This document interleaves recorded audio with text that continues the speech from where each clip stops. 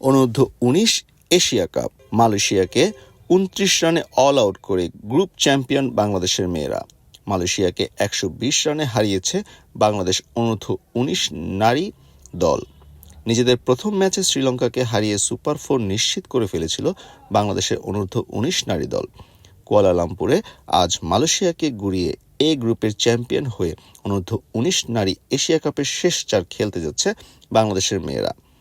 বাংলাদেশ অনূর্ধ্ব-19 করেছিল 5 উইকেটে 149 রান। এরপর স্বাগতিকদের 14.5 ওভারে 29 রানে অল আউট করে 120 রানে জিতেছে বাংলাদেশের মেয়েরা। মালয়েশিয়া ইনিংসে 2 অঙ্ক ছুঁতে পারেনি কেউ। সর্বোচ্চ 5 রান করেছে ওপেনার নূর আলিয়া বিনতে মোহাম্মদ হাইরুন। এছাড়া 3 রান করেছে 2 জন, 2 রান করেছেন 1 জন, 1 রান করেছেন 4 জন। 0 রানে ফিরেছে 3 জন। বাংলাদেশের মেয়েরা 12টি অতিরিক্ত রান দিয়েই বাড়িয়েছে মালয়েশিয়ার রান। বাংলাদেশের off spinner Nishita Akter 3.5 over ball করে 3 রান দিয়ে নিয়েছেন 5 উইকেট।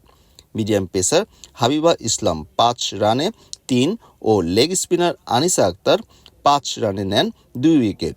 বাংলাদেশ অনূর্ধ্ব-19 দলের ইনিংসে 45 বলে সর্বোচ্চ 45 রান করে অপরাজিত ছিলেন 4 নম্বর ব্যাটসম্যান জান্নাতুল মাওয়া। সাথে নেমে 19 বলে 31 রান করেছে সাদিয়া আক্তার। 87 রানে 5 উইকেট খোয়ানোর পর মাওয়া ও সাদিয়া ষষ্ঠ উইকেটে 44 বলে যোগ করেন 62 রান। 2 ওপেনার ফাহমিদা ছোয়া 21 বলে 26 ও মোহাম্মদ ইভা 16 বলে 19 রান করে উদ্বোধনী জুটিতে এনে দিয়েছিল 45 রান। সুপার 4-এ বাংলাদেশের প্রতিপক্ষ ভারত ও নেপাল। সুপার 4-এর অন্য দলটি শ্রীলঙ্কা। 19 ও 20 ডিসেম্বর সুপার 4 শেষ পয়েন্ট তালিকার শীর্ষে 2 দল উঠবে ফাইনাল 22 ডিসেম্বর।